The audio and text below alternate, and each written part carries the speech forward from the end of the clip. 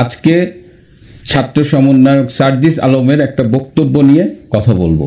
আমরা সবাই জানি যে কোটা বিরোধী আন্দোলনটা হঠাৎ করে জুলাই মাসের 16 তারিখে ওই দিন সারা দেশে 6 জন ছাত্র নিহত হয়েছিল এবং সেদিন নতুন একটা টার্ন নিয়েছিল এবং সারা দেশবাসী হতবাক হয়ে গিয়েছিল এবং তারপরের ঘটনাগুলো খুব দ্রুত ঘটতে থাকে এবং দেখা যায় যে ছাত্র প্রায় 40 জন ছাত্র সেই সময় নিহত হয়েছিল সেই আন্দোলনে এবং যাদের প্রায় সবাই ছিল বেসরকারি বিশ্ববিদ্যালয়ের। তো সেই সংখ্যাটা নিয়ে যদিও এখন আবার বিভ্রান্তি দেখা দিচ্ছে, কারণ অনেক শহীদ জীবিত হয়ে ফিরে আসছে। যারা আন্দোলনে মারা গিয়েছিল বলে আমরা জেনেছি তাদের একটা অংশ আবার ফিরে আসছে। সুতরাং এক্স্যাক্টলি কতজন মারা গেছে এটা নিয়ে কিন্তু এখন একটা বিভ্রান্তি দেখা দিয়েছে। আবার কালকে শুনলাম যে একজন শ্বাসকষ্টের রোগী শ্বাসকষ্টে আক্রান্ত হয়ে তিনি মারা গেছে, তাকেও জুলাই আগস্টের আন্দোলনের শহীদ বলে চালিয়ে দেওয়া হয়েছে। আজকে কলকাতা থেকে এক কবি বন্ধু জানালো যে একটা ছেলে সে বিনা ভিসায় ভারত গিয়েছিল জুলাই মাসে। আপনারা জানেন যে বর্ডার ক্রস করে অনেক ইললিগালি অনেকেই যায়, এই ভারত বাংলাদেশের মধ্যে যাতায়াতটা আছে। তো সেই ছেলেটা ওই ফিরে আসতে পারেনি এই আন্দোলনের সময়, এমন একটা পরিস্থিতি অনিশ্চয়তার মধ্যে সে আর কলকাতা থেকে তখন ফেরেনি, তখন বাংলাদেশে রটে গেল যে সে আন্দোলনে শহীদ হয়েছে। তো এরকম এই যে ভুয়া সংবাদ রটনা করা, জীবিত লোককে শহীদ বানানো, এর ফলে এখন যেটা হয়েছে যে এক্স্যাক্টলি কতজন মারা গেছে সেটা জানি না। যাই হোক, এই যে হত্যাকাণ্ডগুলো সংঘটিত হলো, এই হত্যাকাণ্ডগুলো কারা করেছিল, কারা হত্যা করেছিল, এটা নিয়ে কিন্তু বেশ বিতর্ক আছে এবং এর জন্য সবসময় একটা দাবি ছিল যে প্রকৃত কারণ জানতে চাই, কেন এই হত্যাকাণ্ডগুলো নিয়ে এত আলোচনা সমালোচনা। এর একটা হলো যে খেয়াল করে দেখবেন যে এত বড় একটা আন্দোলন হলো, সেখানে কোনো ছাত্র সমন্বয় কিন্তু নিহত হয়নি। ঢাকা বিশ্ববিদ্যালয়ে কোনো ছাত্রছাত্রী এই আন্দোলনে নিহত হয়নি। এইবার আমরা আরও একটা জিনিস দেখলাম যে মিছিলের সামনের সারিতে যারা থাকে, যদি পুলিশ গুলি চালায় সাধারণত সামনের সারিতে আহত নিহত বেশি হয়, কিন্তু এবার আমরা দেখলাম যে মিছিলের মাঝখানে কিংবা মিছিলের শেষে যারা আছে তাদের অনেকে হত্যাকাণ্ডের শিকার হয়েছে বা গুলিতে আহত হয়েছে। তো this is something very new. আরও দেখলাম যে যেখানে ধারে কাছে পুলিশ নাই সেখানেও হঠাৎ করে একটা গায়েবী গুলি এসে একটা মানুষ মারা গেল।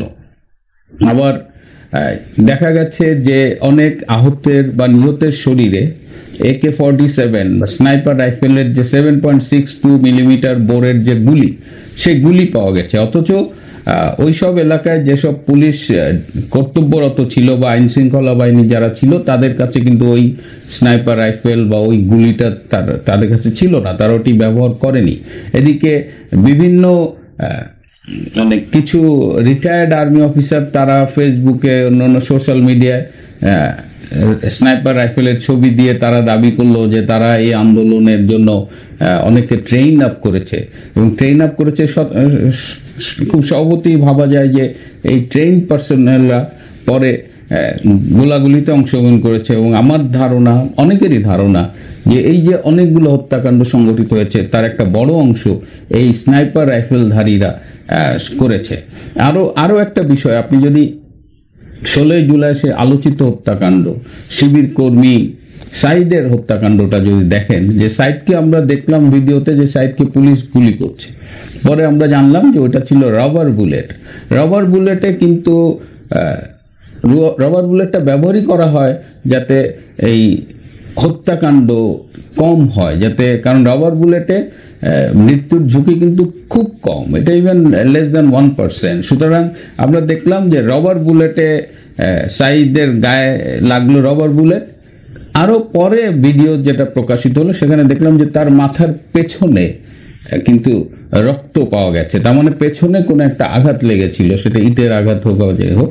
সুতরাং যে পুলিশের গুলিতে সাইদ মারা যায়নি, সাইদ পরে পোস্টমর্টেম রিপোর্টেও সেটা আমরা দেখেছি যে সাইদ মারা গেছে আসলে এই ব্রেন হ্যামারেজে, এই ব্রেনের ভেতরে রক্তপাত ঘটিত কারণে সাইদ মারা গেছে।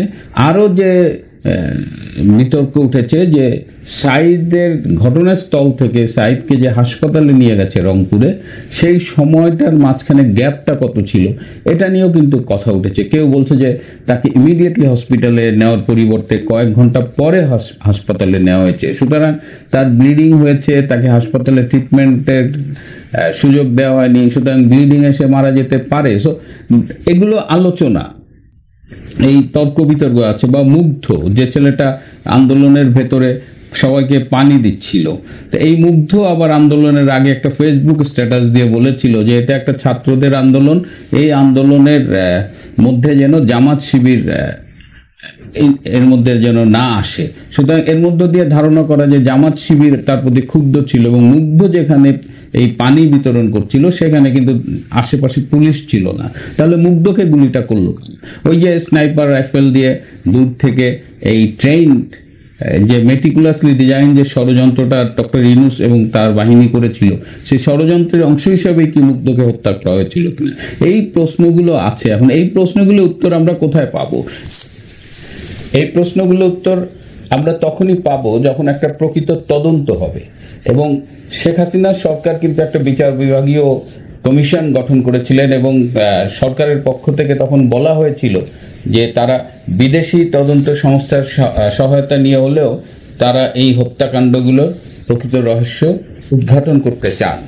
এবং আমরা এখন ঘটনা চক্রে যেসব জানতে পারছি তাতে বিশ্বাস করবার কারণ আছে যে পুলিশ আসলে পরিকল্পিতভাবে এতগুলো হত্যাকাণ্ড ঘটায়নি, বা পুলিশ বা র্যাব বা অন্য যারা আইন শৃঙ্খলা রক্ষাকারী বাহিনী ছিল, এখানে তৃতীয় পক্ষের মাধ্যমে হত্যাকাণ্ডগুলো সংঘটিত হওয়ার সম্ভাবনা অনেক বেশি। মানে বাইরের থেকে কেউ গুলি করে এই একদম টার্গেটেড কিলিং করেছে। এর বাইরে এমন পরিস্থিতি তৈরি করা হয়েছে, যেমন একজন সমন্বয়ক বলেছে যে তাদের প্ল্যানই ছিল যে রাষ্ট্রীয় গুরুত্বপূর্ণ স্থাপনা তারা ধ্বংস করে দিবে, যেমন মেট্রো রেল স্টেশন, বিটিভি। তো ন্যাচারালি সেখানেও কিন্তু যখন এই ধ্বংসযজ্ঞ চলে, সেখানেও আইন শৃঙ্খলা রক্ষা বাহিনী কিন্তু রাষ্ট্রীয় সম্পদ রক্ষার জন্য গুলি চালাতে পারে। সুতরাং এই যে হত্যাকাণ্ডগুলো হয়েছে, এই হত্যাকাণ্ডগুলো এখন প্রতিদিনই আমরা জানছি, যা তাতে মনে হচ্ছে যে যেটা একটু আগেই বললাম যে ইউনূস সাহেবরাই এই ঘটনাটি ঘটিয়েছে। খুনি ইউনূস চক্ররাই ক্ষমতা জোর দখল করার জন্যই এই হত্যাকাণ্ডগুলো সংগঠিত করেছে। এবং দেখেন, তারা যখন 8ই অগস্ট ক্ষমতা নিল ডক্টর ইউনূস এবং তার অন্তর্বর্তীকালীন সরকার, তারা কিন্তু আর বিচার বিভাগীয় তদন্ত কমিশনটাকে অ্যাক্টিভ রাখেনি, সেটাকে বাতিল করে দিয়েছে। তারা কিন্তু বিদেশি তদন্ত সংস্থা আনার ব্যাপারে কোনো তোড়জোড় দেখছি না, বরং জাতিসংঘের একটা তদন্ত হয়েছে যেটার কোনো লিগ্যাল বেসিস নাই, এবং সেটা যে কতখানি নিরপেক্ষ হবে এটা নিয়ে আমি আগেই কথা বলেছি। তো এই অবস্থায় আমাদের যেটা জানা দরকার যে এই হত্যাকাণ্ডের আসলেই কি বিচার হবে কিনা। কারণ আমরা দেখলাম যে এই হত্যাকাণ্ডগুলোকে এখন এক একটা হত্যাকাণ্ডে 500-600 করে আসামি দেওয়া হয়েছে, মানে 300-400 হলো একদম নাম সহ, আর বাকি অজ্ঞাতনামা করে এই মার্ডার কেসগুলোকে এক একটা হাস্যকর, একদম নজিরবিহীন একটা অবস্থায় দাঁড় করানো হয়েছে। এবং মনে হচ্ছে যে প্রকৃত খুনিদের বিচারের চাইতে এই খুনি ইউনূসদের আসল লক্ষ্য হলো এর মাধ্যমে আওয়ামী লীগ সহ অন্যান্য রাজনৈতিক প্রতিপক্ষকে ঘায়েল করা। এবং এই বিশ্বাস আরও দৃঢ় হয়েছে যে আমি এখন আপনাদের এই সমন্বয়ক সার্জিস আলমের একটা বক্তৃতা শোনাবো। তাদের এই হত্যার, এই খুনের বিচার 15ই আগস্ট 1975 শেখ মুজিবুর রহমান এবং তার পরিবারের হত্যার সাথে জড়িত যারা ছিল তাদের বিচারের জন্য যদি শেখ মুজিবুর রহমানের ডেড বডি উত্তোলনের প্রয়োজন না হয়, তাহলে 24-এর অভ্যুত্থানে পুলিশ শেখ হাসিনা তার হুকুমে এই বাংলাদেশে যাদেরকে গণহত্যা ঘটিয়েছে, যাদের জীবন নিয়েছে, তাদের বিচারের জন্য কেন তার লাশ উত্তোলন করতে হবে? 2024-এর অভ্যুত্থানের সাথে যারা জড়িত ছিল, এই অভ্যুত্থানে যারা শহীদ হয়েছে, তাদের এই হত্যা মামলাগুলোর জন্য কারো লাশ উত্তোলন করা যাবে না। আমরা স্বরাষ্ট্র মন্ত্রণালয়, আমাদের যে বিচারিক প্রক্রিয়ার যে মন্ত্রণালয় রয়েছে, সংশ্লিষ্ট সকল মন্ত্রণালয়কে একটি কথা বলে দিতে চাই, যে ভাই তার জীবন দিয়ে নতুন বাংলাদেশে দিয়েছে, যে ভাইয়ের জীবনের বিনিময়ে আজকে ওই চেয়ারগুলোতে আপনি বসে রয়েছেন, আমার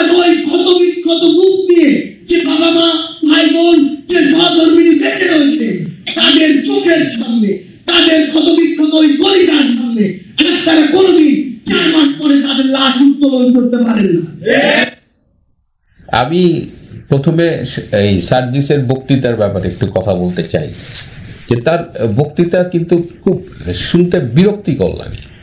একজন রাজনৈতিক নেতার, একটা ছাত্র নেতার বক্তৃতা হবে শ্রুতিমধুর, নান্দনিক, আর ওটা মনে হয় যে সে জোর করে ছাগলের মতো মানে চিৎকার করতেছে আর কি। এইভাবে মানে বক্তৃতা করা আর চিৎকার করা এক না। যাই হোক, তার বক্তব্যে ফিরে আসি। সে বলছে যে আন্দোলনের 4 মাস পরে কবর থেকে শহীদদের লাশ উত্তোলন করা যাবে না। কেন যাবে না? আচ্ছা, পোস্টমর্টেম কেন করা হয়, কেন লাশ উত্তোলন করা হয়, এই বিষয়গুলোর উত্তরটা যদি আমরা জানি, যে সাধারণত এই ধরনের হত্যাকাণ্ডে একটা পোস্টমর্টেম করা খুব জরুরি, এবং পোস্টমর্টেম তো হত্যার পরপরই হওয়া উচিত। পোস্টমর্টেম করার পরে কবর দেওয়া উচিত।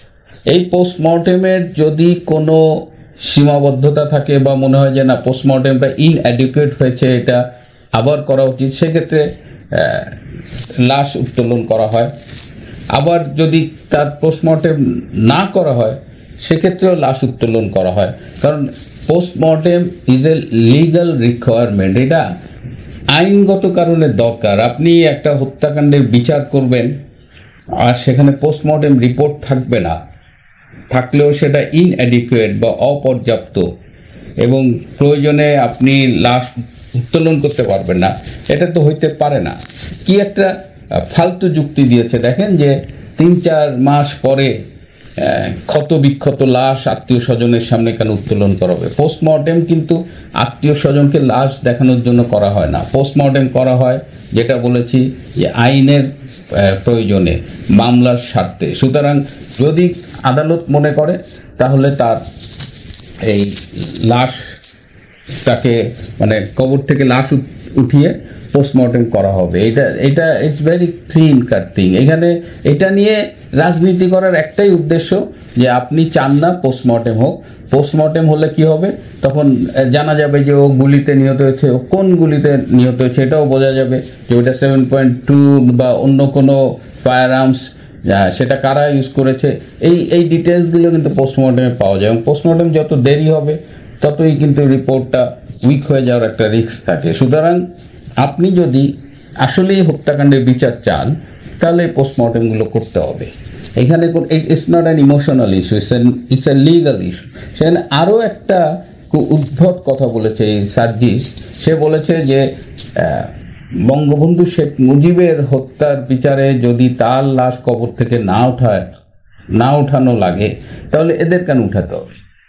আমি খুবই মর্মাহত হয়েছি এই কথাটা শুনে, কারণ আমার ধারণা ছিল যে কোটা বিরোধী আন্দোলন করেছে যারা, তারা বোধহয় খুবই মেধাবী, কিন্তু তাদের মেধা নিয়ে যতই দিন যাচ্ছে আমার সংশয় বাড়ছে, এবং তাদের মস্তিষ্কে কতখানি ঘিলু আছে আর কতখানি অন্য পদার্থ আছে সেই প্রশ্ন আবার মনে যাচ্ছে। আমি বঙ্গবন্ধুর প্রশ্নে আমি একটু বলি, যেহেতু এই নাবালক ছেলেটা এই অর্বাচীন প্রসঙ্গটি তুলেছে। বঙ্গবন্ধুকে হত্যা করা হয়েছে 75 সালে। বঙ্গবন্ধুর মামলার প্রসিডিং শুরু হয়েছে 96-97 সালের দিকে। এর মাঝখানে গেছে 22 বছর সময়।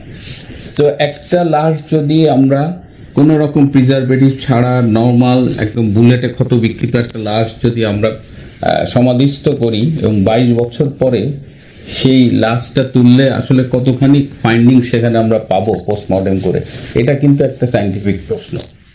এমনি যদি প্রিজারভেটিভ দেওয়া হয় তাহলে সাধারণত 50 বছরও ডেড বডি ঠিক থাকে বা ডিকম্পোজ না যাতে হয় সেই ব্যবস্থা করা যায়, কিন্তু নর্মালি একটা বডি 10-15 বছর পরে ডিকম্পোজড হয়ে যায়। তো সেইখানে পোস্টমর্টেম করে যে মানে অনেক কিছু পাওয়া যাবে সেটা বিষয় না। আর দ্বিতীয়ত হলো বঙ্গবন্ধুর খুনের ব্যাপারটা কিন্তু খুব ক্লিন কাট।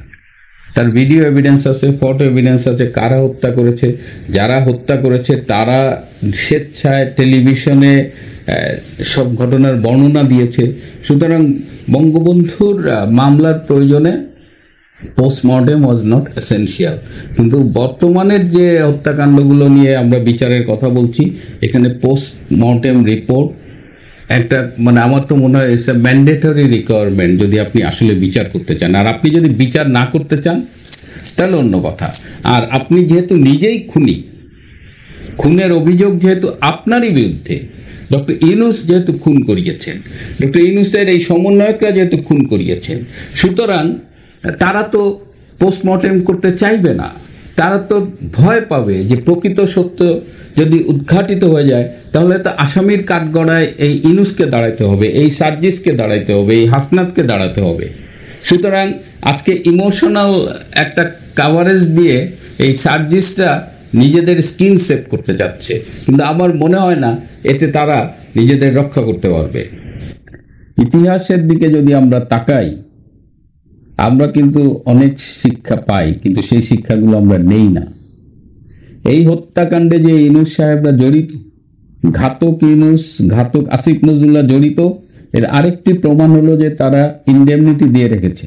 জুলাই আগস্টে তারা যেসব হত্যা, খুন, সন্ত্রাস করেছে তার বিচার করা যাবে না। হ্যাঁ, এই যে এর মধ্যে দিয়ে তো প্রমাণিত হয় যে তারা অপরাধী। তারপরে সর্বশেষ এই সার্জিস এই ডেড বডি কবর থেকে উত্তোলন করা যাবে না বলে আবারও প্রমাণ করলো যে এই জুলাই আগস্টের সকল হত্যাকাণ্ডের সাথে তারা জড়িত এবং সকল হত্যাকাণ্ডের দায় তাদের, এই খুনের দায় তাদের।